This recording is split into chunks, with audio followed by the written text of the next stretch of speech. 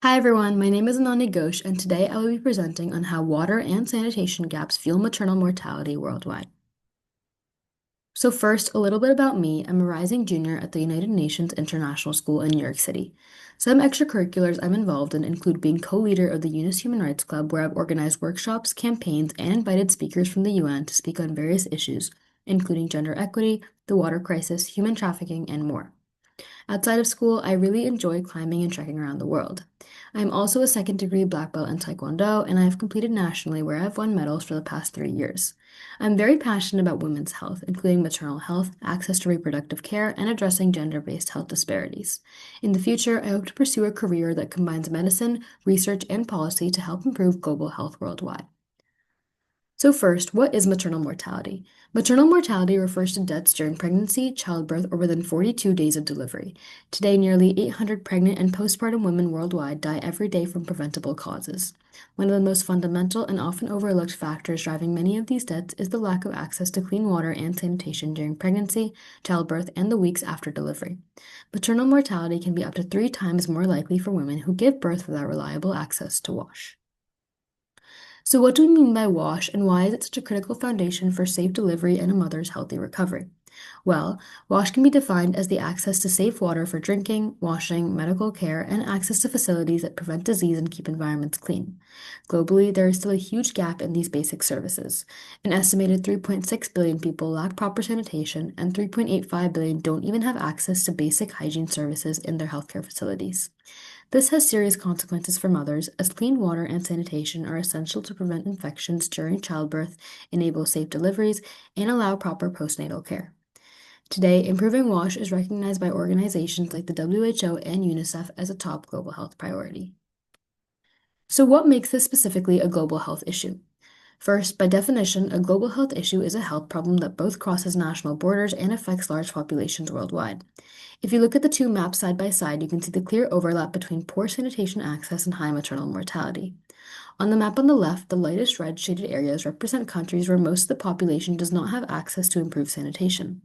On the map on the right, you can see that many of the same regions are shaded dark orange and red, which in this case means very high maternal mortality rates per 100,000 live births.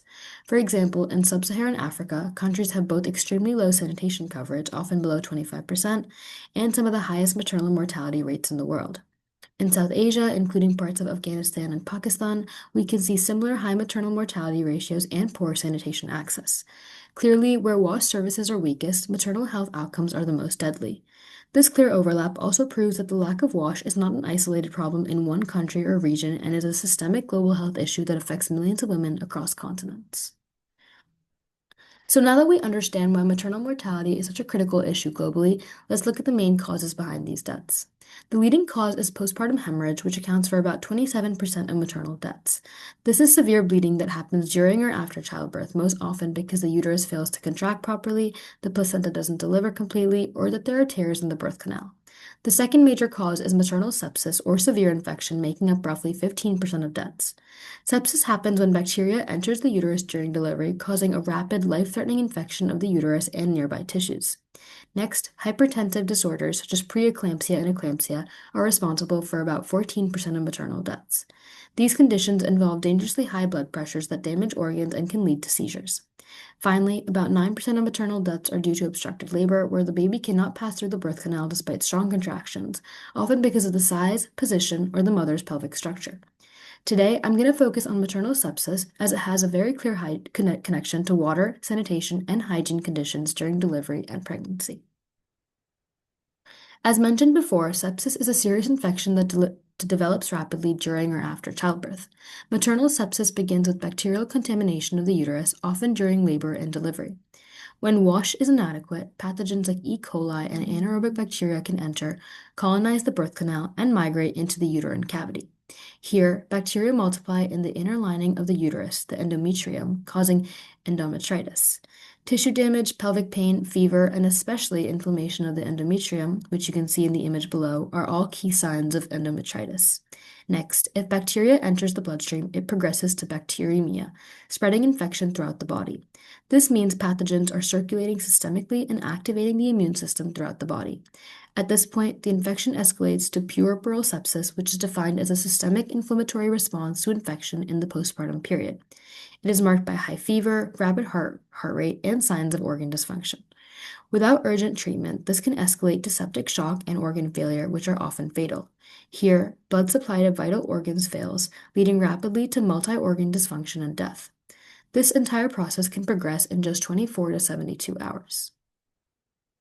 Now, let's look at exactly how lack of water, sanitation, and hygiene directly causes maternal sepsis. First, delivery in unclean settings exposes the uterus to bacteria during childbirth or any manual procedures, such as vaginal exams or cutting the umbilical cord. This is often the first point where infections can enter the body. Second, when contaminated gloves, catheters, or syringes are reused, pathogens can be introduced straight into reproductive tissues. Third, any fluids used for vaginal irrigation, wound cleaning, or flushing catheters can carry bacteria if they come from unprotected water sources. And lastly, after birth, the perineal area has to be cleaned regularly to remove blood and tissue debris. In facilities without safe running water, this cleaning is either skipped or done with contaminated water, allowing bacteria to multiply and spread infection rapidly.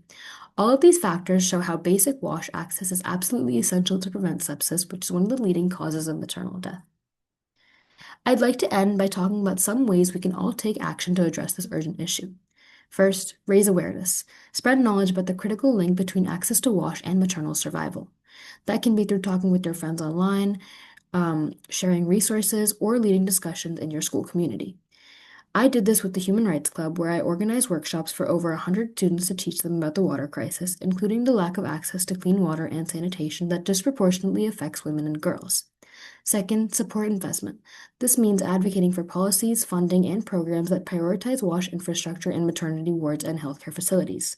Third, donate. If you are able, consider contributing to organizations that build clean water systems and improve sanitation in maternity wards and clinics. And finally, engage. Get involved with nonprofits, organizations, or volunteer projects near you, working to end preventable maternal deaths or aim to improve access to wash worldwide. These are the references and sources I use for this presentation. Finally, I'd like to end by thanking first the GHLC for this amazing opportunity to present, my friends and family for their support, and all the researchers and organizations whose work informed this presentation. If you have any questions or want to reach out to me, you can do so via my email.